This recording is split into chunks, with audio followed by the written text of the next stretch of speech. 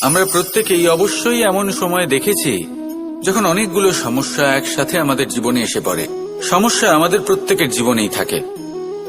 আমরা তার সমাধান খুঁজতে চেষ্টা করি, কখনো সমাধান খুঁজে পাই, আবার কখনো যতই চেষ্টা করি না কেন কোনো সমাধান খুঁজেই পাই না। আর যখন এটা হয় তখন মানুষ অত্যন্ত বিচলিত হয়ে পড়েন। নিজের আত্মীয় স্বজন, নিজের বন্ধু বা সংসার, এদের ওপরে এই দোষ চাপিয়ে দেন যে এদের জন্যই এই সমস্যা এসেছে। এবার যদি আমি আপনাকে কোনো পরামর্শ দিই তাহলে এটাই বলবো যে দৃষ্টিভঙ্গি পাল্টে দেখুন। এই দৃষ্টিভঙ্গি দিয়ে দেখুন যে এই সংসারে যে সমস্যায় আসুক না কেন তার জন্য কেউ দোষী নয়, না আপনি না অন্য কেউ।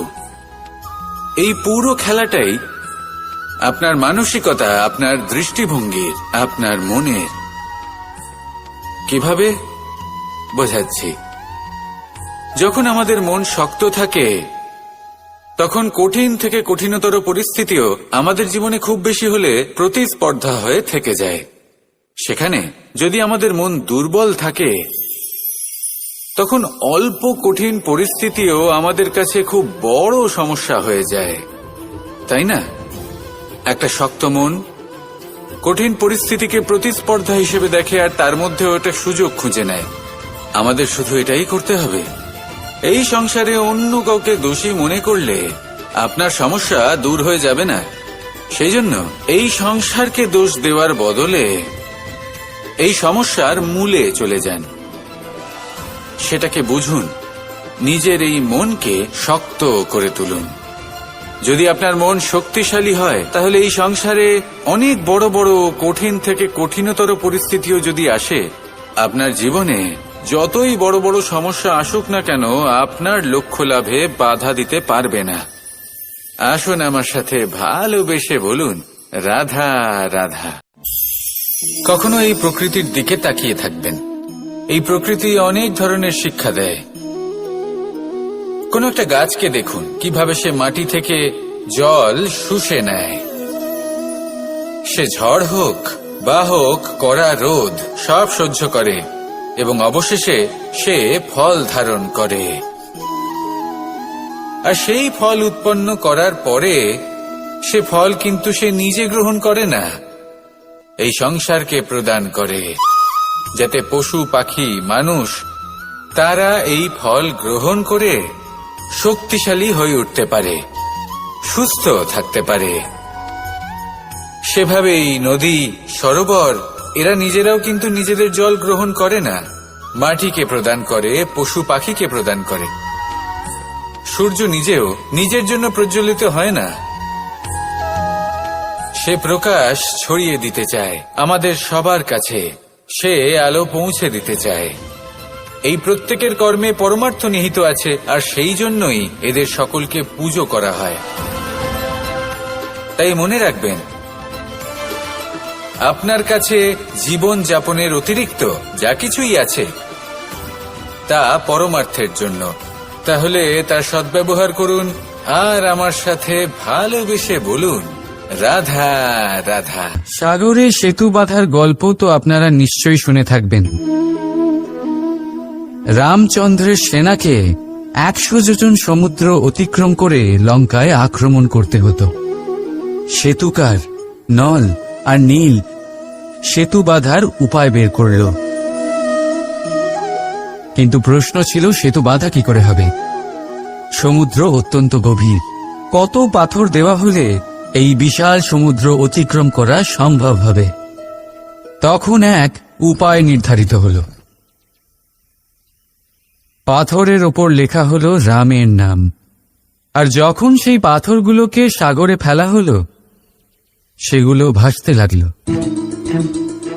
এবারে কেউ বলবেন এটা রামচন্দ্রের নামের মহিমা, কেউ বলবেন এটা নারায়ণের কোনো জাদু, কিন্তু না, এটা রামচন্দ্রের সেই গুণ, ওনার ব্যক্তিত্বের সেই মহান দিক যা ওনার প্রতিনিধিত্ব করেছে। তাই সেই পাথরও সাগরে ভেসে ওঠে।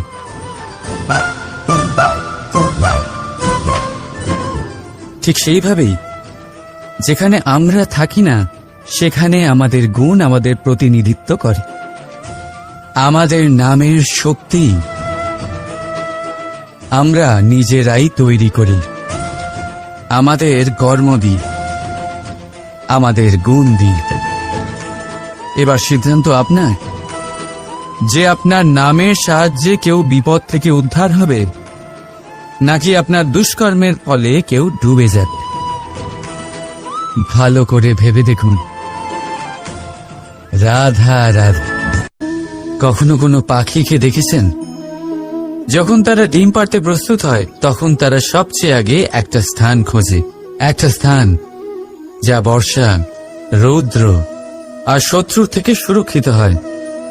তারপর তারা বাসা তৈরি করে, তারপরেই ডিম পাড়ে। আর তারপর যখন সেই ডিম ফুটে তার সন্তানদের জন্ম হয়, সে তাদের খাবার খাওয়ায়, তাদের রক্ষণাবেক্ষণ করে। কিন্তু যখন তাদের ডানা গজায়, তখন না সে তাদের খাবার দেয় আর না তাদের বাসা বানাতে শেখায়। শুধুমাত্র তাদের উড়তে শেখায় সে। তারপর সেই বাচ্চারা আকাশে উড়তে শিখে নিজেরাই নিজেদের খাবার জোগাড় করতে শিখে যায়, নিজেরাই নিজেদের বাসা বানাতে শিখে যায়। আর আমরা মানুষেরা কি করি? আমাদের সন্তান বড় হয়ে যাওয়া সত্ত্বেও তাদের নিয়ে সর্বদা দুশ্চিন্তা করি। তার জন্য আমরা গৃহ নির্মাণের চেষ্টা করি। নিজের সন্তানকে আরো শক্তিশালী করে গড়ে তোলার বদলে তাকে আমরা দুর্বল করে দিই। জীবনে সেটাই করুন যা একটা পাখি করে। নিজের সন্তানকে আকাশে ওড়ার শিক্ষা দিন, সংস্কার দিন, আর একটা নির্দিষ্ট সময়ের পরে তাকে নিজের আকাশ নির্ধারণ করতে মুক্ত করে দিন। রাধা রাধা। মানুষ নিজের পরিবারের জন্য কত কিছুই না করে, দিন রাত পরিশ্রম করতে থাকে যাতে তার পরিবারের প্রয়োজন পূরণের জন্য অর্থ রোজগার করতে পারে। কিন্তু শুধু অর্থ রোজগার করাটাই কি যথেষ্ট? আপনি বলবেন, হ্যাঁ নিশ্চয়ই, অর্থ দিয়ে সব কিছু পাওয়া যায়, বিদ্যা পাওয়া যায়, বাড়ি পাওয়া যায়, ওষুধ পাওয়া যায়, আর কত কিছুই না পাওয়া যায়। এই সব একটা পর্যায় পর্যন্ত সঠিক, কিন্তু একটু মন দিয়ে ভেবে দেখুন, যখন কোনো শিশু অসুস্থ হয়ে পড়ে তখন সে ওই তিক্ত ওষুধ কেন খেয়ে নেয়? এই জন্য কারণ ওর পিতা সেই ওষুধ অর্থ দিয়ে কিনেছে? না, বরং এই জন্য কারণ তার পিতা যে তার সামনে দাঁড়িয়ে, তার ওপরে তার বিশ্বাস আছে, বিশ্বাস আছে যে উনি তার কিচ্ছু হতে দেবেন না। এই বিশ্বাস, এই সংস্কার, এই শিক্ষা কখনো অর্থ দিয়ে পাওয়া যায় না। এইটা পাওয়া যায় সেই সময় থেকে যা মাতা পিতা তাদের সন্তানের সাথে কাটিয়েছেন। তাই জীবনে অর্থ অবশ্যই উপার্জন করুন, কিন্তু নিজের পরিবারকেও সময় দিন, আনন্দ পাবে। রাধা রাধা। আমরা সবাই পাথর দেখেছি, পর্বতও দেখেছি, শুকনো পাতাও দেখেছি, শ্যামল বনানীও দেখেছি। কখনো ভেবেছেন পাথরের অস্তিত্ব কিন্তু ততক্ষণ পর্যন্ত যতক্ষণ সে পর্বতের গায়ে আটকে থাকে। যখন সেই পর্বত থেকে সেই পাথর ভিন্ন হয়ে যায় ও নিজের অস্তিত্ব হারিয়ে ফেলে। আস্তে আস্তে কখনো পাথর কেটে বা কখনো পিষ্ট হয়ে সেই পাথর আস্তে আস্তে মাটিতে পরিণত হয় এবং পূর্ণরূপে নিজের অস্তিত্ব হারিয়ে ফেলে। এটাই পাতার সাথেও হয়। এই পাতা যতক্ষণ গাছের ডালের সাথে যুক্ত ততক্ষণ তার অস্তিত্ব থাকে। যখনই ডাল থেকে বিচ্ছিন্ন হয় সেও নিজের অস্তিত্ব হারিয়ে ফেলে। আর এটাই আমাদের সাথেও হয়। যতক্ষণ আমরা নিজেদের আপনজনের সাথে যুক্ত থাকি আমাদের অস্তিত্ব বজায় থাকে। যখন আপনজনদের সাথে সম্পর্ক ছিন্ন করি তখন আমরাও আমাদের অস্তিত্ব হারিয়ে ফেলি। এবার এই সংসারের প্রত্যেক ব্যক্তি স্বতন্ত্র থাকতে চান, আর অনেক ব্যক্তি স্বতন্ত্র থাকবেন বলে আপনজনদের দূরে করে দেন আর তাদের সাথে এই সম্পর্ক ছিন্ন করেন। এটা কি সত্যি প্রয়োজন? আপনজনদের সাথে সম্পর্ক ছিন্ন করে নিজের অস্তিত্ব হারিয়ে ফেলা প্রয়োজনীয়, নাকি আপনজনদের সাথে সম্পর্ক বজায় রেখে নিজেদের স্বতন্ত্র করে রাখা সেটা আবশ্যক? নির্বাচন আপনারই। আসুন আমার সাথে ভালোবেসে বলুন, রাধা রাধা। আপনি কি কখনো নৌকা যাত্রা করেছেন? করে না থাকলেও নিশ্চয়ই দেখেছেন যে এই জল যা নিজের অন্তরে সব কিছু সমাহিত করে নিতে পারে, এই নৌকা সেই জলের ওপরেই ভেসে থাকে। নদীর স্রোত কাটিয়ে সে সামনে অগ্রসর হয়। কিন্তু যদি এই নৌকায় কোনো ছিদ্র হয় তাহলে কিন্তু সেই নৌকা ডুবে যাবে। আর এতে কোনো তফাৎ হবে না যে সেই ছিদ্র ছোট নাকি বড়, নৌকা ডুবে যাবে। এই ছিদ্র হলো আমাদের জীবনে আমাদের অপগুণ, আমাদের দোষ, আমাদের বিকার। কখনো এটা ভাববেন না যে এই দোষ খুবই ছোট, এতে কিছুই যাবে আসবে না। না, সেই ছোট দোষ, সেই ছোট বিকার যদি সেটাকে শুধরে না নেন তাহলে সেটা আপনাকে আপনার পতনের দিকে নিয়ে যাবে। শেষ পর্যন্ত এটা আপনার উপর নির্ভরশীল যে আপনি কি চান। আপনার জীবনের এই নৌকা এভাবেই ডুবে যেতে দেখবেন, নাকি নিজেকে শুধরে নিয়ে সেই নৌকার সেই ছিদ্রটাকে ভরিয়ে তুলতে চাইবেন? নির্বাচন আপনার। আসুন আমার সাথে ভালোবেসে বলুন, রাধা রাধা। জল, জলই পৃথিবীতে বেঁচে থাকার জন্য আবশ্যক তো বটেই, কিন্তু এই জল আমাদের একটা অত্যন্ত গুরুত্বপূর্ণ শিক্ষা প্রদান করে। কখনো এই জলকে দেখেছেন? যে পরিস্থিতিতে এই জল প্রবাহিত হোক না কেন, এর উপর যা কিছুই প্রভাব থাকুক না কেন, এর পথে যতই বাধা আসুক না কেন, তার মধ্যে থেকে ও নিজের পথ ঠিক বের করে নেয়, কিন্তু নিজের প্রবাহ থামতে দেয় না, ক্রমাগত অগ্রসর হতে থাকে। সেরকমই একটা শিক্ষা যেটা আমরা জল থেকে পেয়ে থাকি তা হলো এটা, আমরা যখন জলের দিকে তাকাই তখন আমরা নিজের প্রতিবিম্ব দেখি, স্পষ্টভাবে দেখতে পাই। কিন্তু তখনই দেখতে পাই যখন এই জল শান্ত থাকে, স্থির থাকে।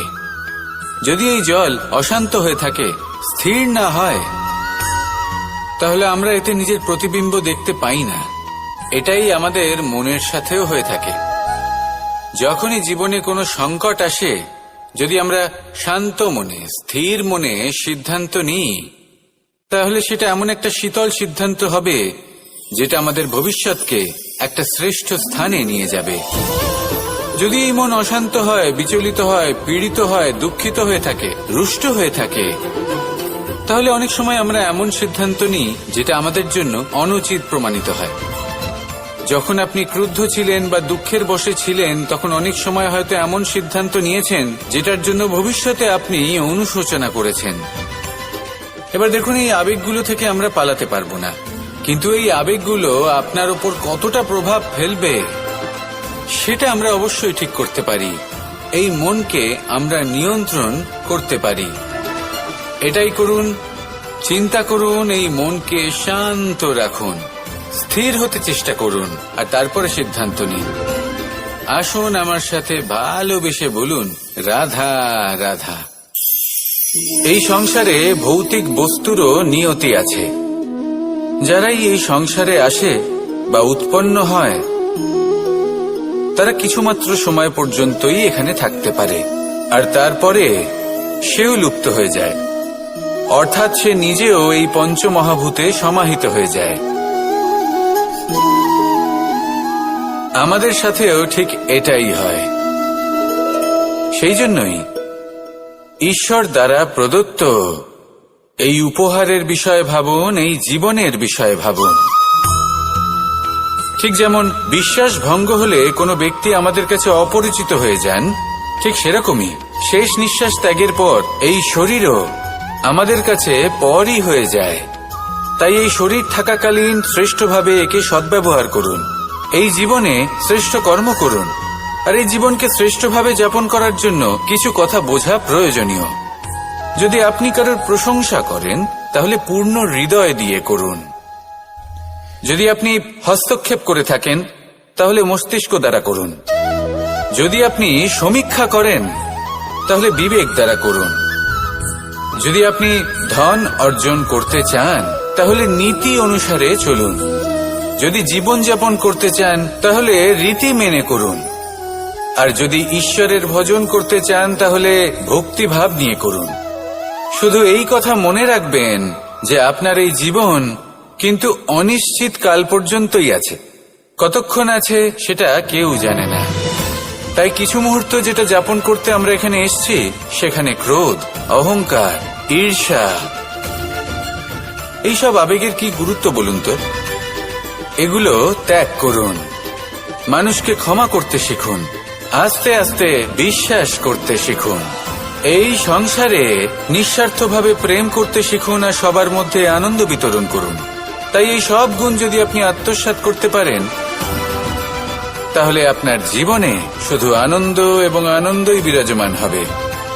আসুন আমার সাথে ভালোবেসে বলুন, রাধা রাধা রাধা রাধা রাধা রাধা। ধর্মরথের 4টি অশ্ব চালানোর জন্য যিনি সারথি হবেন তার যে 4টি গুণ থাকা প্রয়োজন সেই সমস্ত গুণ অর্জুনের মধ্যে উপস্থিত রয়েছে। কর্মের শক্তি রয়েছে, ধর্মের প্রতি আসক্তি রয়েছে, জ্ঞানের অভিব্যক্তি রয়েছে এবং সমর্পণের ভক্তি রয়েছে। নিশ্চিত রূপে ধর্মরথে সারথি হবার জন্য অর্জুনই সব থেকে যোগ্য। আর ও শুধুমাত্র দ্রৌপদীর স্বামীই হবে না, ইতিহাসে কুরুবংশের রাজকুমার বা ইন্দ্রপুত্রের নামেই শুধু পরিচিত হবে না, বরং অর্জুনই স্বয়ং ইতিহাস রচনা করবে। অর্জুনই হবে কৃষ্ণ সারথি, যত্র যোগেশ্বর কৃষ্ণ তত্র পার্থ ধনুর্ধর।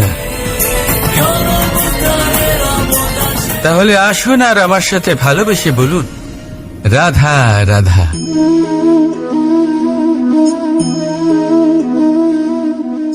আপনার কি মনে হয় আমি কি করছি? আপনি বলবেন আমি প্রদীপ জ্বালাচ্ছি। সঠিক, কিন্তু প্রশ্ন হচ্ছে যে আমি কি আপনাকে বলেছি যে একে প্রদীপ বলা হয়? না। এই প্রদীপ কি নিজেই নিজের পরিচয় আপনাকে দিয়েছে? না। তাহলে আপনি কি করে জানলেন যে একে প্রদীপ বলা হয়? উত্তর হচ্ছে প্রকাশ, যে স্বয়ং জ্বলে অন্ধকারের মধ্যে সংসারকে পথ দেখায়, সেটাই প্রদীপ। যা নিরাশার মাঝে আশার আলো প্রদর্শন করে, সেটাই প্রদীপ। অপর দিকে আছে সাপ, যাকে না দেখেও তার ফনার আওয়াজ শুনেই লোকে ভয় পেয়ে যায়। তার মানে ব্যক্তির পরিচয় তার কর্মের দ্বারা পাওয়া যায়। তাই আপনার এটা বলার প্রয়োজন নেই যে আপনার পরিচয় কি। এটা আপনার কর্মই নিশ্চিত করবে যে লোকে আপনাকে প্রদীপ ভেবে ভালোবাসবে নাকি সাপ ভেবে ভীত হয়ে থাকবে। রাধা রাধা। সময় কত বিচিত্র হয়। সময় আমাদের পক্ষে থাকলে আমরা নিজেদের রাজা মনে করে নিই, আর সেই সময় যদি বিপক্ষে চলে যায় তাহলে নিঃস্ব হতে সময় লাগে না। তাই মানুষের একটা অভ্যেস আছে, খারাপ সময়ের জন্য কিছু সঞ্চয় করা। আত্মীয়, বন্ধু খারাপ সময় পাশ থেকে সরে যায়।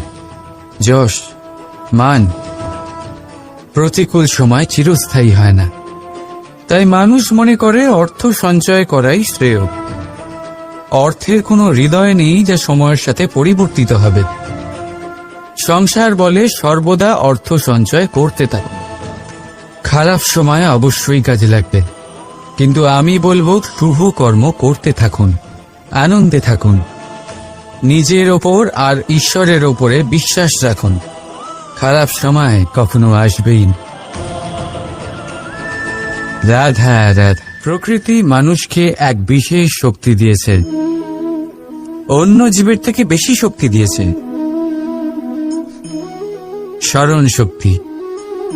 এই শক্তি মানুষকে অন্য জীবের থেকে ভিন্ন করে, ইতিহাস রচনা করার প্রেরণা দেয়, জ্ঞানকে বংশানুক্রমে এগিয়েও নিয়ে যায়। আর যারা ভুলে যান,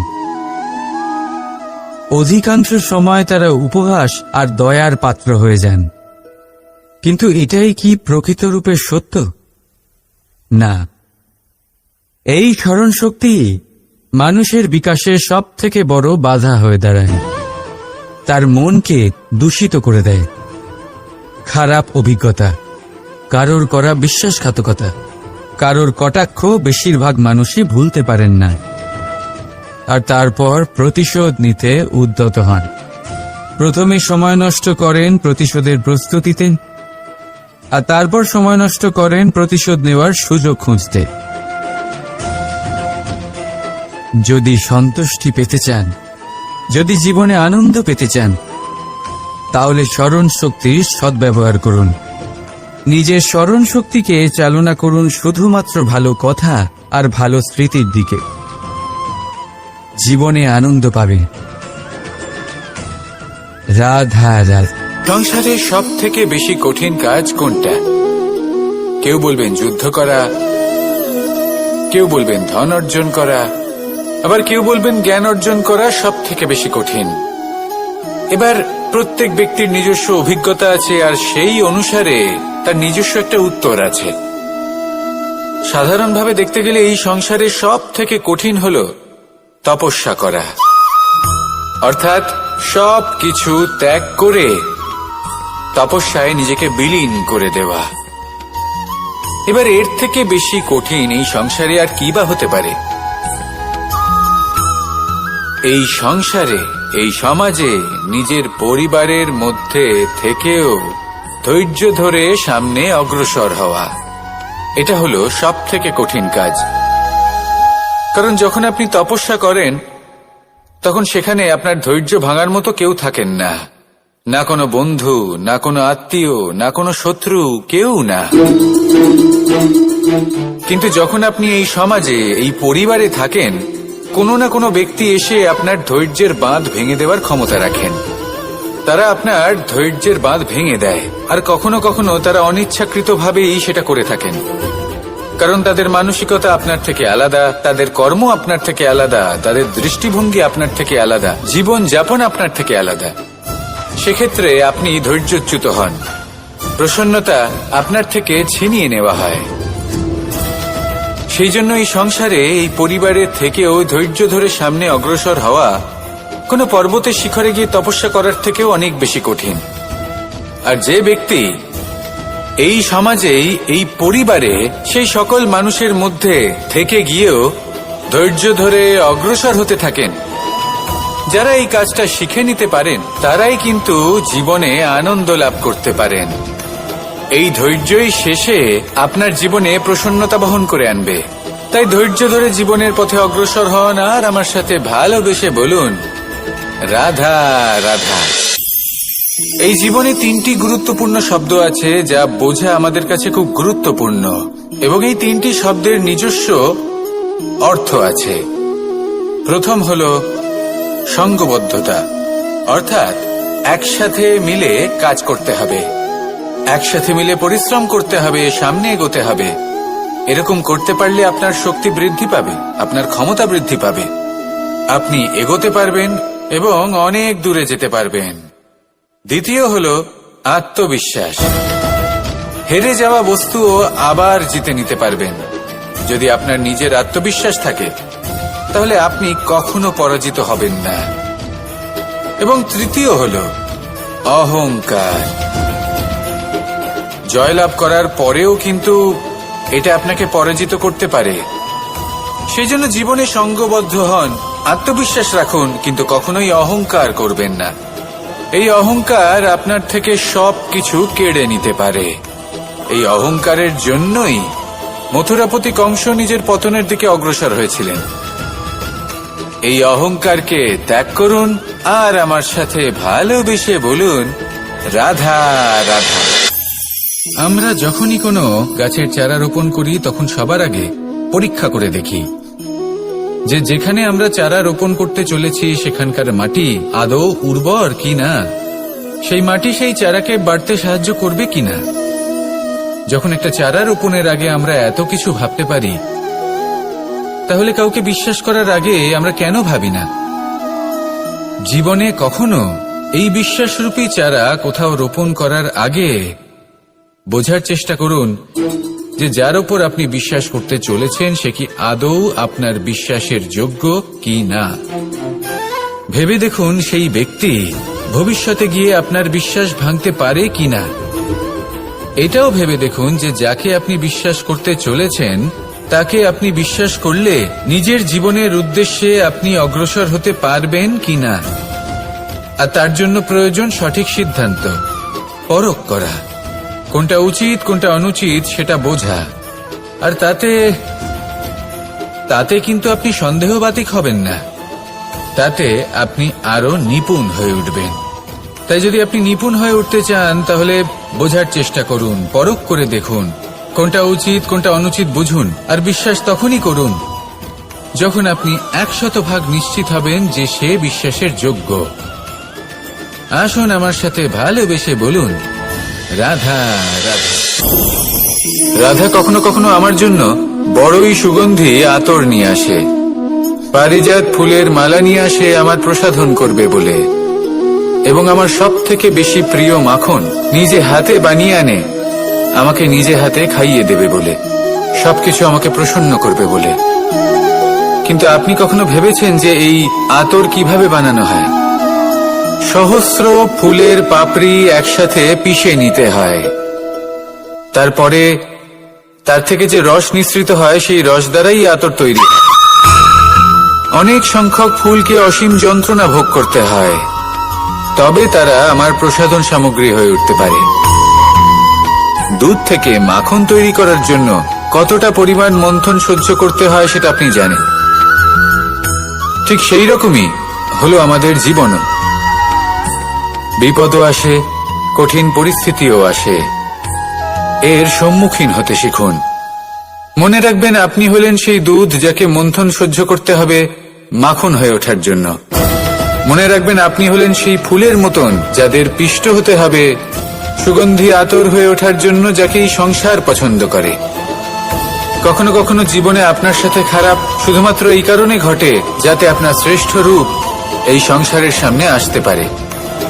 শুধুমাত্র কঠিন পরিস্থিতি এবং বিপদকে একটা সুযোগ হিসেবে দেখার চেষ্টা করুন। আপনার জন্য এই সংসার বদলে যাবে, সংসারকে দেখার দৃষ্টিভঙ্গি পাল্টে যাবে, আপনার ভাগ্য পাল্টে যাবে, আর এই মন প্রসন্ন হয়ে বলবে, রাধা রাধা। পাশা নামক এই খেলাটি আপনারা নিশ্চয়ই খেলেছেন, না খেলে থাকলে দেখেছেন, আর যদি দেখেও না থাকেন তাহলে নিশ্চিত রূপে শুনেছেন। মহাভারতের এই মহাযুদ্ধ কোথাও না কোথাও এই পাশা নামক খেলার কারণে হয়েছিল। পাশার এই বিচিত্র খেলা, দান, এইসবের কারণে কেউ নিজের মাথায় রাজ মুকুট পরিধান করেছিলেন, আবার সেখানেই পরাজিত হওয়ার জন্য কাউকে বনবাসও ভোগ করতে হয়েছিল। কিন্তু এই খেলা সমাপ্ত হওয়ার পরে সমস্ত ঘুঁটি আর এই পাশার ছক একই পুটলিতে স্থান পেল। এটাই হলো আমাদের জীবন। এই সংসারে আমরা জয় পরাজয়ের বিষয়ে এতটাই ভাবি, এত চিন্তা করি যে এই জীবনের খেলার আনন্দটাই উপভোগ করতে পারি না। আর অবশেষে কি হয়? কেউ জয়ী হন, কেউ পরাজিত হন, কিন্তু দুজনেই একই স্থানে পৌঁছে যান। প্রত্যেক ব্যক্তি মৃত্যুর পরে একটি নির্দিষ্ট স্থানেই পৌঁছতে বাধ্য, কিন্তু ততক্ষণ এই জীবন, এই খেলা, তার আনন্দ উপভোগ করুন। এই সংসারে সেই ব্যক্তি শ্রেষ্ঠ স্থানে পৌঁছতে পেরেছেন যিনি এই সংসারকে প্রকাশ প্রদান করেছেন, যিনি কখনো জয় পরাজয় এ বিষয়ে ভাবেননি, শুধু এই জীবনের খেলার আনন্দ উপভোগ করেছেন। এটাই আপনিও করুন আর আমার সাথে ভালোবেসে বলুন, রাধা রাধা। প্রত্যেক মানুষ নিজের জীবনে দুঃখ অনুভব করেন। প্রত্যেকের দুঃখ আলাদা হতে পারে। কারোর মনে এই দুঃখ থাকে যে সে তার বাবা মায়ের সব ইচ্ছে পূরণ করতে পারেননি। কেউ এটা ভেবে দুঃখ পান যে সে চিরকাল সদাচার করেছেন, সৎকর্ম করেছেন, কিন্তু তাও তাকে দুরাচারী বলে মনে করা হয়। কেউ এটা ভেবেও দুঃখ পান যে তার সামনে যে ব্যক্তি রয়েছেন তার চোখে তিনি শত্রু হয়ে উঠেছেন বা দুষ্ট হয়ে উঠেছেন, যেখানে তিনি হয়তো কোনো অনুচিত কাজই করেননি। এবার এই সমস্ত বিষয় নিয়ে ভেবে নিজের ব্যক্তিত্ব নিয়ে সন্দেহ প্রকাশ করবেন না। যদি নিজের ব্যক্তিত্ব নিয়ে কোনো সন্দেহ থেকে থাকে, তাহলে কর্ম সংক্রান্ত প্রশ্ন করুন যে আপনি যা করেছেন তাতে কি উচিত ছিল, কি অনুচিত ছিল।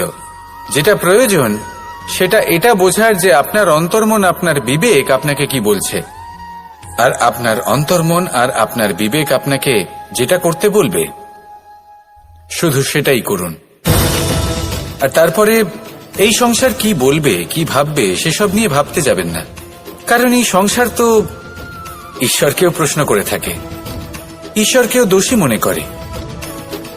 কখনো কখনো যখন কোনো ঘটনা মানুষের ইচ্ছা অনুযায়ী ঘটে না, তখন মানুষ এটা বলে যে হে ঈশ্বর, আপনি আমার পাশে থাকলেন না, আপনি বড়ই কঠোর, এটা আপনার দোষ। যেখানে বেশিরভাগ সময় হয়তো সে নিজেই নিজের কর্মফল ভোগ করছে। আর কখনো কখনো ঈশ্বর হয়তো তার জন্য আরো ভালো কোনো পরিকল্পনা করে রেখেছেন, কিন্তু মানুষ সেটা বুঝতে পারে না। তাই দিনের শেষে যেটা প্রয়োজন সেটা হলো নিজের মনের কথা বুঝতে হবে। আপনার বিবেক কি বলছে শুধু সেটাই করুন আর সামনে এগোতে থাকুন। আমার সাথে ভালোবেসে বলুন, রাধা রাধা। পরিবর্তন, এটা হলো সৃষ্টির অমূল্য নিয়ম। এই সংসারে সবকিছু সময়ান্তরে পরিবর্তিত হয়, এই সময়ও পরিবর্তিত হয়। পরিবর্তন চিরকাল হয়ে এসেছে আর চিরকাল হতে থাকবে। কিন্তু এবার আমরা সেই পরিবর্তন কিভাবে লাভ করব যেটা আমাদের প্রয়োজন, যেটা আমরা চাই। আমরা জীবনে বিকাশ চাই। এই বিকাশ কিভাবে লাভ করতে পারি? এই প্রকৃতি কিন্তু আমাদের অত্যন্ত উত্তম উদাহরণ দিয়ে বুঝিয়েছে। একটি বিন্দুর উদাহরণ দিয়েছে যা ভবিষ্যতে একটা বিশাল নদীর আকার ধারণ করে। এটা কিভাবে হয়? মেঘ থেকে একটি বিন্দু ঝরে পড়ে সেই পর্বতের ওপর যেখানে হিম আছে। সেই হিমের সংস্পর্শে আসা মাত্র সেই বিন্দুর সাথে আরো বেশ কিছু বিন্দু যুক্ত হয়। তারপর তারা অগ্রসর হয়, আরো কিছু বিন্দু যুক্ত হয়, আস্তে আস্তে একটা ক্ষীণ ধারার রূপ ধারণ করে এবং সেটাই ভবিষ্যতে আরো এগোতে থাকে। অনেকটা যাওয়ার পর যখন অনেক সংখ্যক বিন্দু একসাথে যুক্ত হয়, তখন সেটা বিশাল নদীর আকার ধারণ করে। এবার আমরা মানুষ বলে আমাদের সাথে এই নিয়মের অন্যথা হয় তা নয়। আমরাও এই প্রকৃতির অংশ, আমাদের ক্ষেত্রেও একই নিয়ম প্রযোজ্য। যখন পরিশ্রম করে অনেক সংখ্যক বিন্দু আমরা একত্রিত করব, তখনই পরিবর্তনের নদী প্রবাহিত হবে। প্রয়োজন হল নিরন্তর পরিশ্রম করা এবং ধৈর্য ধরা। এটা করতে থাকুন, জীবনে সবকিছু লাভ করতে পারবেন। কারণ প্রকৃতি আমাদের এটাই শিখিয়েছে, আর আমরা এই ব্রহ্মরই একটি অংশ, যার দ্বারা এই ব্রহ্মাণ্ড নির্মিত। আসুন আমার সাথে ভালোবেসে বলুন, রাধা রাধা। আমাদের জীবনে গুরুজনেরা, জ্ঞানী মানুষজন সবসময় একটা কথা বলেন, ধৈর্য ধরো। শুধুমাত্র দুটো শব্দ, কিন্তু কতটা বিশাল সেটা বোঝার চেষ্টা করুন। ছোট একটা অস্ত্র হাতে নিন এবং একটা বিশাল পর্বতে নিরন্তর প্রহার করতে থাকুন। ধৈর্য ধরে সেই কাজ করতে থাকুন। এমন একদিন আসবে এই বিশাল পর্বতে আপনি একটা পথ তৈরি করবেন। কোন ধনুর্ধর যখন নিজের বিদ্যা অর্জন করেন, তখন তাকেও ধৈর্য ধরতে হয়, তার নিজেকে সময় দিতে হয়, তবেই সে ধনুর্বিদ্যা শিখতে পারে। সেইভাবে আমাদের জীবনেও ধৈর্য ধরার খুব প্রয়োজন। পরিবারে ধৈর্য রাখতে পারলে তাহলে আস্তে আস্তে দেখবেন প্রেম বৃদ্ধি পাচ্ছে। সমাজে যদি ধৈর্য রাখতে পারেন, তাহলে আস্তে আস্তে এই সমাজ আপনাকে সম্মান করবে। যদি নিজের জীবনে ধৈর্য রাখতে পারেন, তাহলে নিজে থেকেই আত্মবিশ্বাস বাড়বে, নিজের বিকাশ হবে, জীবনে সবই সম্ভব যদি ধৈর্য রাখতে পারেন। হয়তো আস্তে আস্তে হবে, কিন্তু হবে অবশ্যই। শুধু ধৈর্য রাখুন, কারণ ধৈর্যই সব থেকে বড় পুঁজি। আসুন আর আমার সাথে ভালোবেসে বলুন, রাধা রাধা। আমাদের জীবনে যখনই আমরা কোনো বড় দায়িত্বের সম্মুখীন হই, তখন আমরা তার থেকে দূরে পালাই, আর এই অজুহাত দিই যে না না, এত বেশি ভার বহন করার যোগ্যতা আমার নেই, আমি করতেই পারবো না। দেখুন, এই সংসারে ভিন্ন ভিন্ন ধরনের গাছ আছে, ছোট গাছ, বড় গাছ, কিন্তু বটগাছের মতো বড় এবং নিবিড় গাছ আর একটাও নেই। সে নিঃস্বার্থভাবে এই সংসারকে সেবা করে যায়, ছায়া প্রদান করে, শীতলতা প্রদান করে। আর যখন এমন সময় আসে যখন তার ওপর বোঝা অত্যন্ত বেড়ে যায়, সে কিন্তু কোনোভাবেই ভেঙে পড়ে না। তখন সে নিজের নিঃস্বার্থ কর্মের ফল লাভ করে, সেই নিঃস্বার্থ কর্ম যা সে করেছে। তার দেহ থেকে ছোট ছোট ঝুড়ি বার হয় এবং তা কাণ্ডের আকার ধারণ করে। সেই কাণ্ড মাটির কাছে পৌঁছয় এবং তারপর তা বটগাছের সহায়ক হয়ে ওঠে। সে ভেঙে পড়ে যায় না। এইভাবে আপনিও জীবনে নিঃস্বার্থভাবে সবার সেবা করুন, ভালোবাসুন, সবাইকে সাহায্য করুন। যেদিন আপনার ওপর বোঝা অত্যন্ত বেড়ে যাবে, সেদিন এই সব মানুষ আপনাকে সাহায্য করার জন্য আসবেন, আপনার শক্তি হয়ে উঠবেন, আর আপনি বটগাছের মতোই মহান এবং বিশাল হয়ে উঠবেন। আসুন আর আমার সাথে ভালোবেসে বলুন, রাধা রাধা। একটা শব্দ আছে, পরিস্থিতি। অনেক মানুষের মুখে আমরা এই শব্দ শুনি। জীবনে যখন অসফল হয়ে দুঃখ আসে, সংকট আসে, কোনো বিপদ ঘনিয়ে আসে, তখন সমস্ত দোষ আমরা পরিস্থিতির ওপর চাপিয়ে দিই, আর দেখতে গেলে কোথাও না কোথাও ঠিকই করি। এই পরিস্থিতি প্রত্যেক দিনের মতো পাল্টাতে থাকে, কিন্তু এই দিন, এই রাত, এমন কেউ আছেন যিনি এর উপরেও নিয়ন্ত্রণ সাধন করেন, আর তিনি হলেন সূর্য। ঠিক সেই রকমই আমাদের জীবনেও সূর্য হলো এই মন। যদি এই মনের উপর আমরা নিয়ন্ত্রণ করতে পারি, তাহলে আমরা জীবনকেও নিয়ন্ত্রণ করতে পারব। প্রথমে এই মনের রাজা হয়ে উঠতে হবে। তাই মনে রাখবেন, যদি মন দুর্বল হয়, তাহলে পরিস্থিতি আমাদের সমস্যা বলে মনে হবে। এই মন যদি স্থির হয়, পরিস্থিতি প্রতিস্পর্ধা বলে মনে হবে। আর এই মন যদি শক্তিশালী হয়ে ওঠে, তাহলে যে কোনো পরিস্থিতি আপনার কাছে একটা সুযোগ মাত্র, এমন এক সুযোগ যাতে অগ্রসর হয়ে আপনি মহান হয়ে উঠতে পারেন।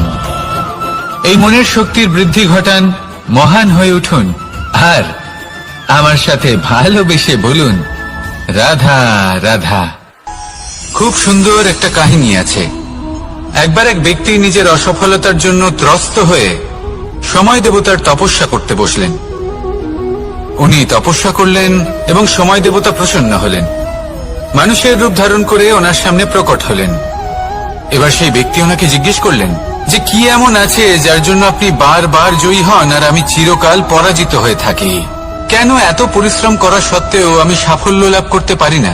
তখন সময় দেবতা উত্তর দিলেন যে দিন হোক বা রাত, ঝড় হোক বা ভূমিকম্প, রোদ হোক বা বৃষ্টি হোক, সময়ের সূত্রপাত হোক বা প্রলয়, আমি থামি না, আমি চলতেই থাকি। আর সেই জন্য যিনি থেমে যান তিনি পরাজিত হন আর আমি জয়ী হই। এটাই আমাদের শিখতে হবে। জীবনে সবসময় চলতে থাকুন, কখনো থামবেন না। হ্যাঁ, কিছুক্ষণের জন্য বিরতি নিতে পারেন, বিশ্রাম করার জন্য, নিজেকে আরো সশক্ত করে তোলার জন্য, কিন্তু থেমে যাবেন না। নিরন্তর কর্ম করতে থাকুন, পরিশ্রম করতে থাকুন, তবেই এই সংসার আপনাকে মনে রাখবে।